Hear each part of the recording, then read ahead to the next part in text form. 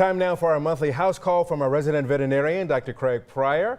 We're talking today about protection for your pets during cold weather. As always, good to see you. Yes, cold weather this time of the year, we got to make sure that the animals are taken care of. Let's talk about those outside animals. What do we need to be doing right now? Well, you know, first I think putting it into perspective, Moo has a fur coat, but it's pretty flimsy.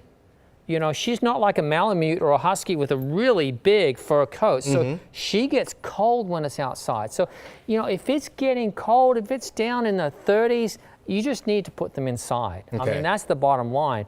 You know, and the animals that don't come inside, they need shelter. So they need somewhere where they can get out of the weather, which is out of not just the rain, snow, sleet, but they need to be out of the wind as well. So they need some type of dog house or a cat house that they can get into where they actually go in and turn where it's sheltered. And it needs to be small. So you think of a dog Moo's size, she doesn't need a huge dog house. She needs something that's small because she's heating that as well. Kind of like the blanket.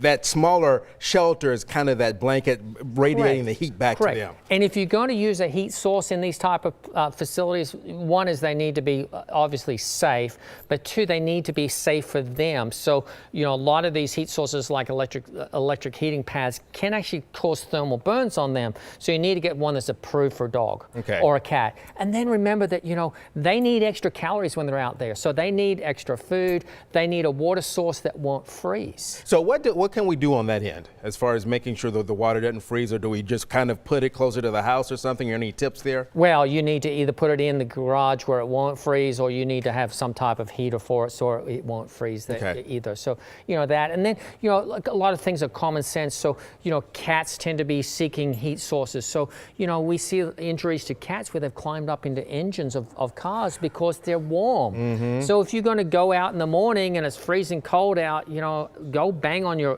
hood of your car to be sure that there's not an animal that's climbed up in there to get to the heat source. So need to do those type of things as well. All right, and we always think about frostbite for folks, for people, but what about for animals? Well, it happens to them as well. So, you know, if it's really cold out and they've been out spending a lot of time outside, you need to check their feet as well. There are little booties you can actually get for them as well. And Moo wears a coat. So, you know, look at, we're getting coat for them. So, you know, think about the common sense things that we would do for ourselves. Why wouldn't we do it for our animals as well? All right, good. And we go back to the car deal for just a second. Remember, too, that antifreeze can be dangerous. So antifreeze is highly toxic to pets. So you need to be careful of that. And just a teaspoon of antifreeze can kill a 10-pound dog. And then, you know, a lot of people also like to give up on using their parasite protection during the winter.